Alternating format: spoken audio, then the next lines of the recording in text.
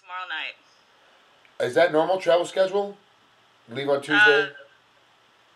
What do you mean, as in? Time wise, like the spacing before, because a lot of guys, a lot of fighters. I say guys, but I mean men and women too. But a lot of the fighters leave for a Friday fight, would leave either Sunday night or Monday to go to get.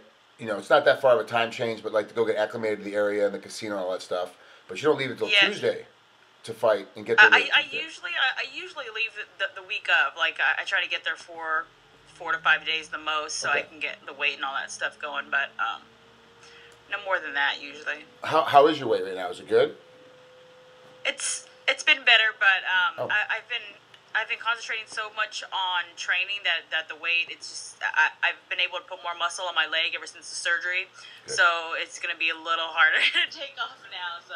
But I'll get there. What's your ultimate goal? You fight Friday. You want to make weight Thursday morning, obviously Thursday afternoon. What is your ultimate goal to be weight-wise when you wake up? You want to be 3 or 4 over? You want to be on weight? What's your goal Thursday morning? Thursday morning, no more than 3. If it's no more than 3, then it's a little struggle. But if it's more than that, then it's gonna suck for me. Well, let's be honest. Cutting weight is never fun, no matter how much it is. But yeah, everyone's got their own pattern, their own rhythm. What's your style of cutting weight the day of? Like, how do you get the last few pounds off? I usually we don't do anything the day before, so I rest my body as much as I possibly can.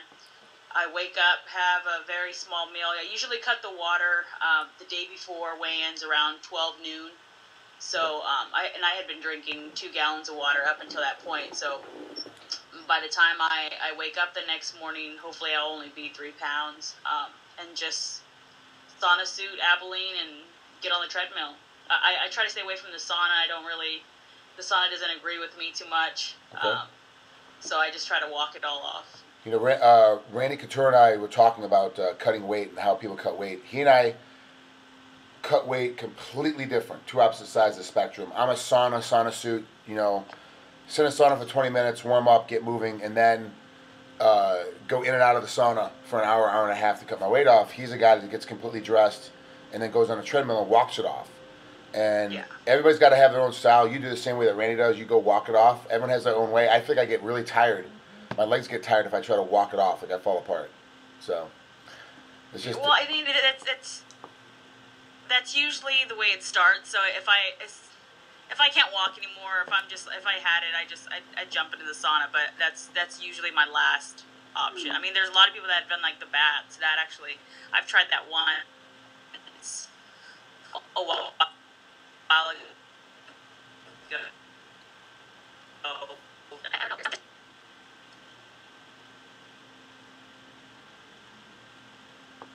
Can you hear me? Yeah, I got you. There it is. It cut out just for half a second.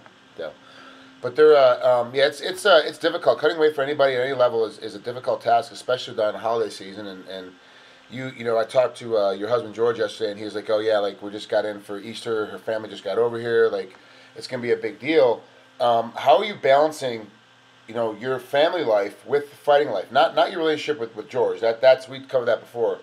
But like with the rest of your family, your parents, your sisters, your brothers, like all that, when it's time for like Easter Sunday, like it was yesterday. They're all pretty understanding. Like the meals they cook here weren't as bad as they usually are. So they kind of work with me in that sense, and they've been around it long enough to know my moods and the way that I am. But I'm not nearly as bad as I was when I was cutting to 15. So. Right. Other than that, it's just nice to have them around, even if I can't eat everything that I want to. But just to be here, it's nice for me. Good. It's relaxing. Gives you a quick little relaxation, like the eye of the storm before you got to go and rip somebody's head off. Well, let's break down your opponent here. Are you a film watcher? Do you like to sit around and watch a lot of film on your opponents and know what they're doing and how they're going to react and that? Or are you someone that just kind of lets your coaches handle everything? I let my coaches handle everything in that sense. I'll watch like 1 or 2 in the very beginning of my camp, and then after that I just go with whatever my coaches say and train my ass off to just be ready for pretty much anything. Well, you're getting ready to fight Jennifer Maia. How did your coaching staff break her down to you and tell her what she was going to be doing?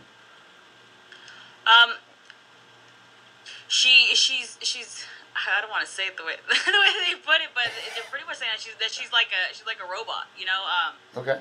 Not really any angles. She's a judo box girl, so she's just gonna, you know, not really any straight punches from what they saw. So if I stick to my technical game and keep her away, even if we're in close, I don't think I'm gonna have a problem with her too much. But I'm pretty sure, I hope she's trained her best to fight the best that she's ever been. So I'm gonna be prepared for anything. But the type of fighter that she is doesn't match well with the type of fighter that I am. Right.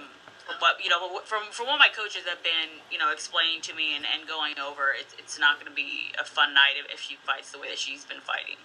Yeah, I kind of look at this. I see it the exact same way that your coaches do. She is very robotic, and she's very old school shoot the box. Hooking punch is going to come forward, going straight into it. Are you going to be able to take advantage, you think, of your angle game to pepper her from the sides? We'll see. Yeah, I definitely believe so. If not, it just anywhere else. After that last loss and after injury and after everything that I've been through, I think I've come a long ways when it comes to the ground, to wrestling, to jiu-jitsu. Every part of my game. I came all the way out here in California to work with my very first Muay Thai coach, just to get me in the shape that I started with, and the confidence that I needed in my striking. I came out here to get back with him to work with that. George ended up coming back out here, and it's been an amazing camp. Good. Well, thanks for coming on here to MMA Oddsbreaker. I know you've got a busy day trying to get your stuff together before you leave tomorrow.